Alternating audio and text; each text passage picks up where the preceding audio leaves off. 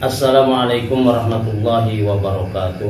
Bismillah walhamdulillah wassalatu wassalamu ala rasulillah Sayyidina Muhammad ibn Abdullah wa ala alihi wa sahbihi wa mawalah, amma ba'du. Pada pertemuan kali ini, karena ini berkaitan dengan UTS dan selalu kita kuliah daring, untuk itu saya akan memberikan kisi-kisi sebagai gambaran bahwa apa saja yang diujikan di UTS nanti. Nah, ini soalnya jumlahnya 20 soal. Dan ini multiple choice atau pilihan ganda. Tentunya Anda boleh memilih satu, maka pilihlah salah satu jawaban di bawah ini. Harus pilih satu. Kalau dua walaupun benar salah. Nah, tentunya yang pertama sebelum mengerjakan jawaban harus baca doa dulu. Jangan mengerjakan soal, karena soal pekerjaan kami mahasiswa itu hanya mengerjakan jawaban. Agak ini gambarannya pertama. Di sini saya akan, yang saya ceritakan di sini semuanya jawaban soal nanti di UTS. Yang akan diujikan pertama hal-hal yang berkaitan dengan definisi sunnah. Jadi sunnah itu menurut bahasa artinya tradisi, sunnah menurut ilmu hadis maudhi bali Nabi sallallahu alaihi wasallam fi'lan aw qaulan aw taqrirun aw nahwa. Semua yang disandarkan kepada Nabi, perkataan, perbuatan, rencana, bentuk tubuh Nabi atau rencana Nabi itu termasuk sunnah. Kemudian sunnah dalam ilmu usul fikih yusabu ala fi'lihi wala yu'aqabu ala tarkihi. Melaksanakan dapat pahala, meninggalkan tidak dapat dosa. Kemudian akan dipertanyakan juga mengenai surat yang lebih mendekati membicarakan akidah Islam, keesaan Tuhan. Di mana di dalam Al-Quran dijelaskan ada salah satu surah yang sangat mendekati menjelaskan keesaan Tuhan. Dari surahnya saja sudah jelas, namanya Al-Ikhlas. Ikhlas itu artinya memurnikan Tuhan di dalam hati. Maka ini menggambarkan di dalamnya tentang keesaan Tuhan.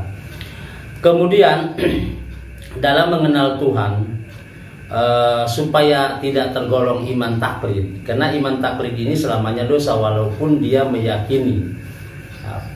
Supaya tidak termasuk iman taklid, maka harus punya argumen. Argumen yang dibangun adalah akli dan akli. Kalau iman taklid kan hanya didasarkan kepada guru. Misalnya, kamu yakin Allah ada? Ada. Kata siapa? Kata guru saya. Itu iman taklid, sah, seumurnya berdosa. Tapi kalau iman yang tidak taklid, minimal tabi, yaitu dia tahu argumennya, baik dengan nakli maupun akli. Kemudian ini ada kaitannya sebetulnya dengan syahadat asyhadu, itu artinya menyaksikan dengan logika dan hati. Nah, untuk mengenal Tuhan maka dibutuhkan tentunya bukan ilmu usul fikih ataupun ilmu fikih atau ilmu hadis. Ada secara spesifik yaitu ilmu tauhid. Selanjutnya akan dipertanyakan juga berkaitan dengan Jibril yang selama ini kita pahami menurunkan wahyu kepada Nabi dan Rasul.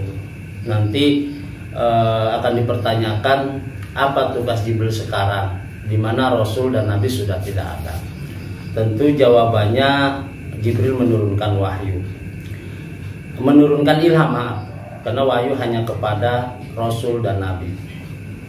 Kemudian di sini dalam ekonomi Islam ada namanya musyarakah, ada namanya mudharabah. Perbedaannya kalau musyarakah itu dua orang yang dua-duanya memiliki modal, dua-duanya mengerjakan. Bagi hasilnya, bagi hasil keuntungan kerugian ditanggung bersama, itu namanya musyarakah.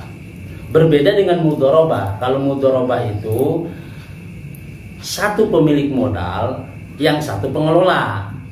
Nah, si pemilik modal memasrahkan modalnya kepada si pengelola. Untung dan rugi ditanggung jawab bersama. Nah, itu namanya mudharabah. Kemudian kita akan mempertanyakan juga tentang ibadah. Di mana ibadah ini secara umum dapat dibagi dua. Ada ibadah mahdhah, ada ibadah ghair mahdhah. Ibadah mahdhah, ibadah yang perintahnya ada dan contohnya dikasih tahu. Contoh sholat 5 waktu itu ibadah mahdhah. Jadi sekali lagi ibadah mahdhah perintahnya ada, contohnya dikasih tahu. Nah ibadah mahdhah ini tidak boleh ditambahin dan dikurangi. Kalau ditambahin namanya bid'ah, dikurangi juga bid'ah. Misalnya sholat subuh 5 rakaat, itu nggak benar. Adapun ibadah ghair mahdhah, ibadah yang perintahnya ada tapi teknisnya tidak dikasih tahu. Contoh, kata Islam tutuplah auratmu.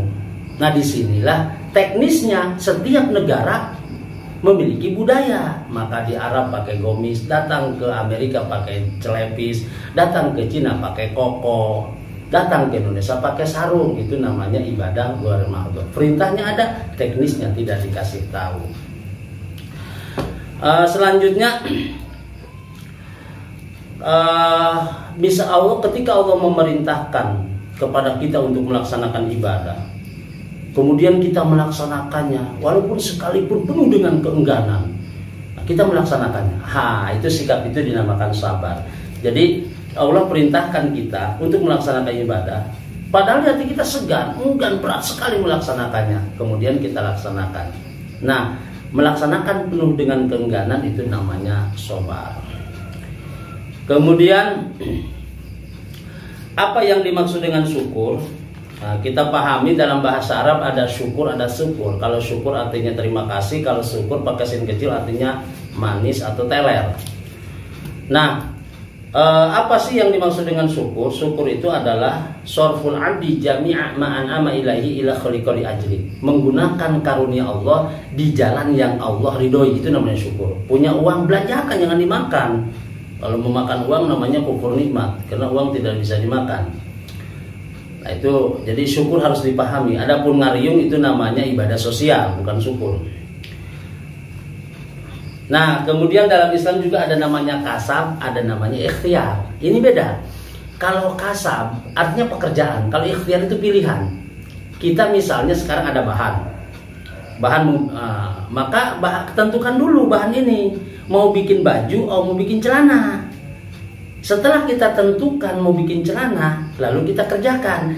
Nah, menentukan pilihan mau bikin celana namanya ikhtiar. Makanya kalau sulit untuk memilih, ada namanya istikharah. Jadi ikhtiar bukan kerja, dia hanya menentukan. Jadi apa sih yang harus dikerjakan? Ketika kita dihadapkan pada persoalan, maka tentukan dulu, ikhtiar dulu, baru bekerja. Kemudian kita diciptakan waja'alnakum syu'uban wa qabaila lita'arafu, dijadikan berbangsa-bangsa, bersuku-suku untuk saling mengenal. Dan bisa saling mengenal kalau bisa komunikasi. Bisa komunikasi kalau ngerti bahasa. Maka di sini mempelajari bahasa hukumnya fardu kifayah. Misalnya orang Sunda harus ada yang bisa bahasa Indonesia, orang Jawa harus bisa bahasa Indonesia. Kalau kita ngobrol di komunitas Jawa,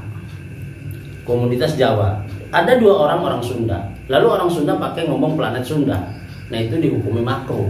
Atau sebaliknya, semua Sunda, kemudian orang Jawa dia ngomong bahasa Jawa di tengah-tengah komunitas Sunda, itu juga makruh. Atau 3 orang, 2 orang berbisik-bisik, nah itu juga makruh. Ya. Itulah yang harus dipahami, yang akan diujikan. Banyak sekali soalnya ada 20. Nah, di sini kemudian juga akan dipertanyakan istilah lah, sebetulnya ada husnudon, ada suudon, itu sudah paham semua.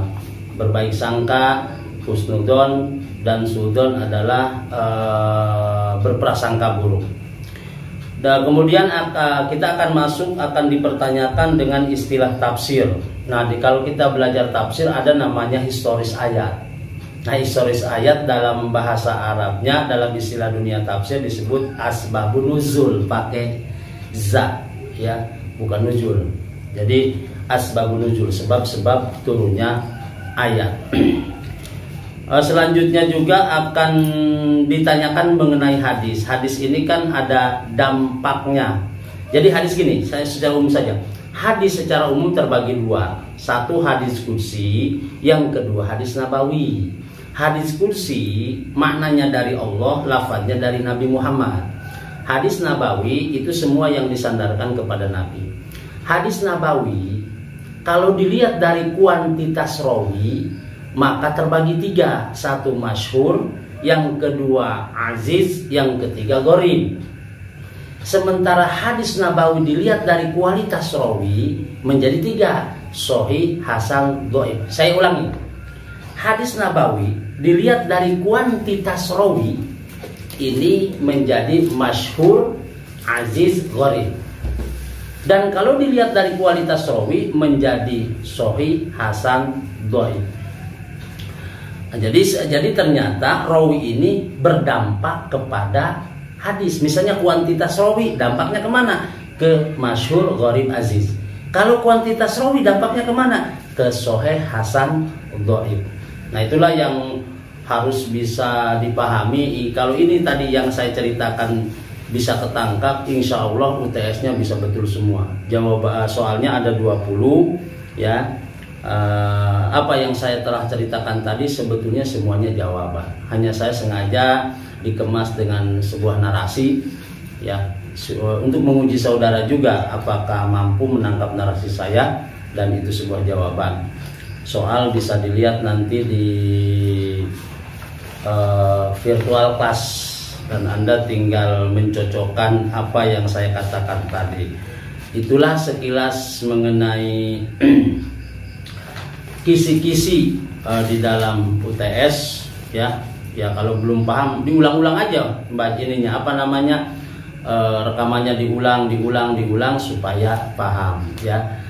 Nah, jadi terutama masalah hadis kuantitas dan kualitas itu harus jeli karena berkaitan dengan atau berdampak kepada kedudukan hadis itu sendiri.